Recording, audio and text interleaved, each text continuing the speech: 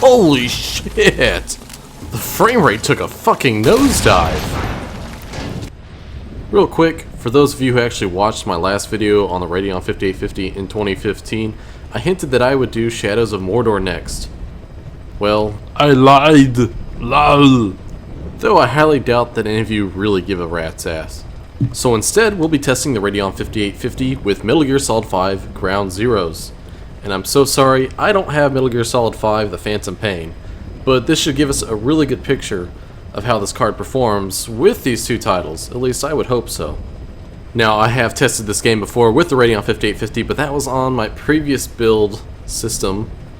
And in that setup, it was paired with the Phenom 2 quad-core running at 2.8 GHz, as well as just 4 GB of DDR3 RAM. As well as a not as good recording setup. I was using MSI Afterburner, I'm using OBS now. Thankfully, I can use Intel Quicksync to take care of my encoding and decoding, which lightens the CPU load significantly.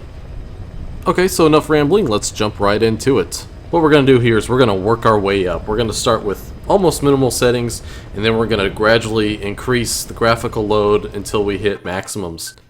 I will have the game running at 1080p as well as with VSync enabled. And I will note that medium is the lowest setting we can do for texture filtering. And so we'll load in those settings.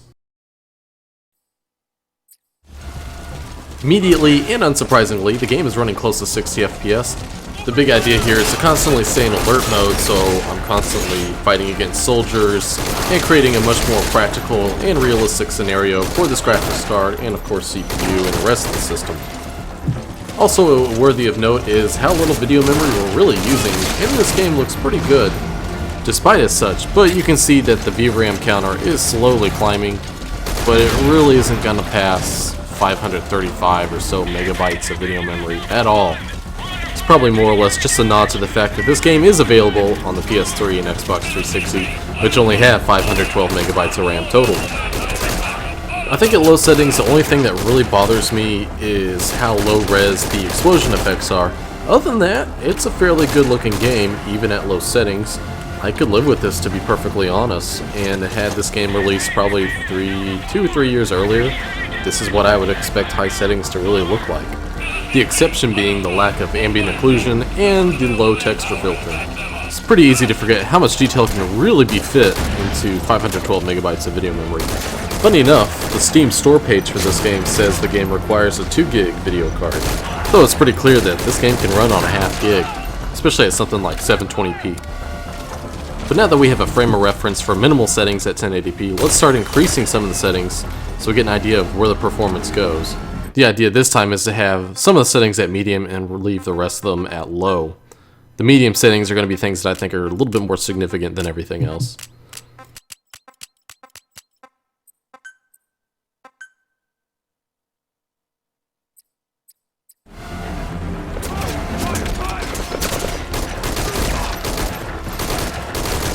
The increase in detail has cost us some FPS, but luckily we're still running around 50 FPS for the most part. A little bit more and a little bit less at some point. Though there have been times in my testing that I've noticed that the game still runs close to 60, really close to 60, even at medium settings. Also, it looks like the video memory flushed itself out, and now the game is well under half a gig, though gradually climbing. Also, the action is not as heavy as it was previously, but we're still getting close to 60 FPS, and that's pretty impressive for the Radeon 5850. At least I think so. But let's up the ante. Let's really push this card. Let's see what the Radeon 5850 can do with mostly high settings and some lows. As you can see, lighting, screen filtering, and effects are the only thing that are running low. Everything else is running at high. And we're still in the 50 FPS arena. At the time of release of Metal Gear Solid 5 Ground Zeroes, the Radeon 5850 was already 5 years old. It is now a 6-year-old card. Also, you can see that the video memory loading has increased. It is over 700 now, getting up to 750. And of course, the GPU is pretty much max loaded at 99%. I'm really impressed. This Radeon 5850 is putting up quite a fight. And that's as well we're putting up quite a fight against all these soldiers.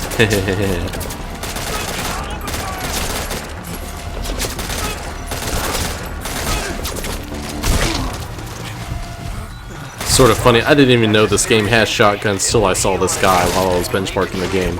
And I tried to get his shotgun, and of course in the process I killed myself.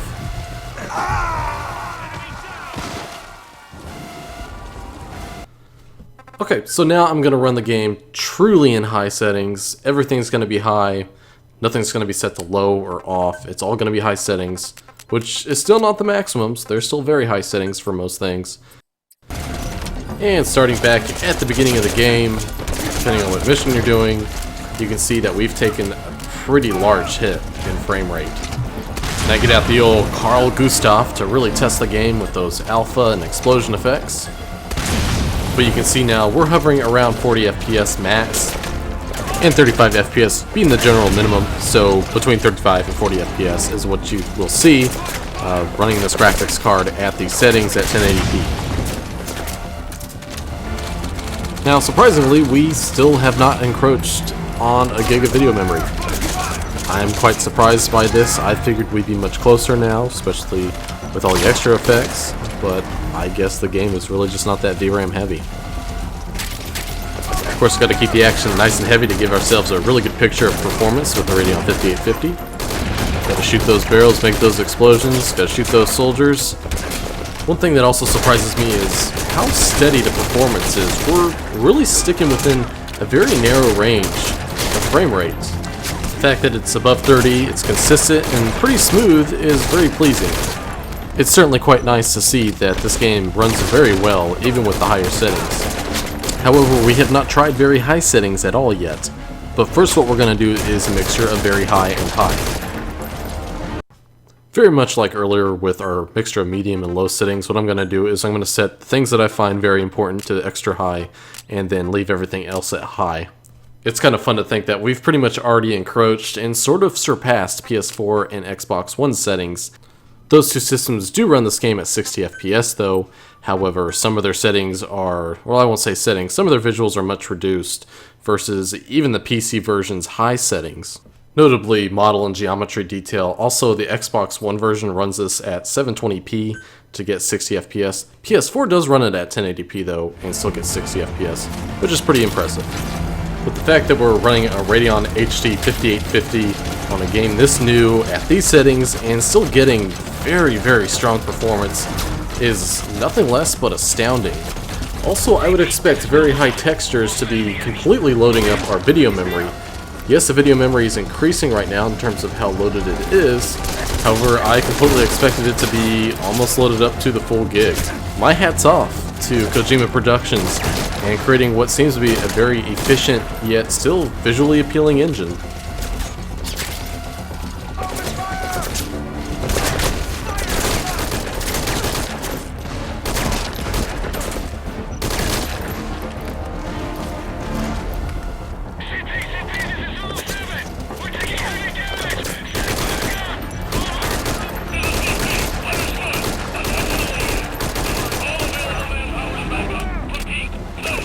Okay, so let's go for broke, let's go all out, let's set everything to extra high and see what happens. As soon as I kill off all these bastards. There we go. Okay, so extra high settings, easy enough. Up the target's location on your Holy shit! The frame rate took a fucking nosedive. It's only running half as fast now. But I think we now see our practical limit to what this card is really capable of. Also, we can see that the video memory is starting to encroach on a whole gig. Now, while this is still impressive, this is sort of unplayable. And I think we've sort of hit the end of the road for the 5850 in terms of what all we can really do with it in this game. So let's back down some of the settings. Specifically, let's go back to where we were previously before we enabled everything to be extra high, and still had very playable performance.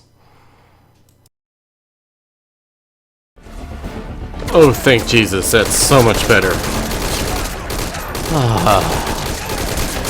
Well, at least now we have a really good idea of what this card is truly capable of in Metal Gear Solid 5 Ground Zeroes. So pretty much in short, if you're looking for as much eye candy as possible, you can run your textures and your modeling and extra high settings, as well as your effects, and leave everything at high, and you still get 30 plus FPS. And even in intense firefights like right now, you're still getting above 30 FPS. You might get up to 35, 36 like it's showing right now when there's no one else on screen.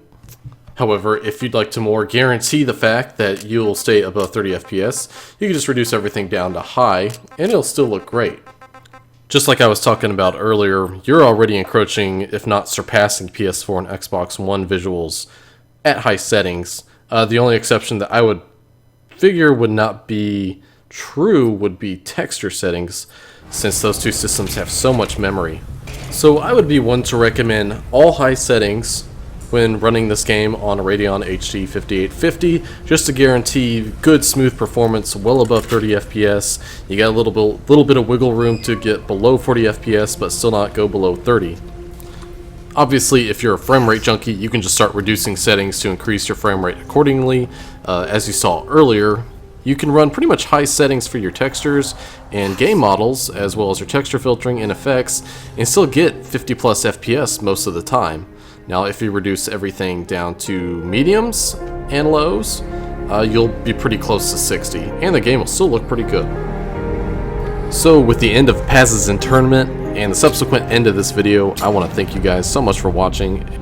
Make sure to like the video if you found it useful. Make sure to subscribe to my channel so you don't miss out on anything, especially these Radeon 5850 videos that are coming out through the next week and a half, 2 weeks, or whatever. Also, feel free to leave a comment down below. I enjoy reading comments, and I do answer them. So yes, what she said. Bye-bye. Take care. Have a good Turkey Day tomorrow. We'll see if the Cowboys lose or not.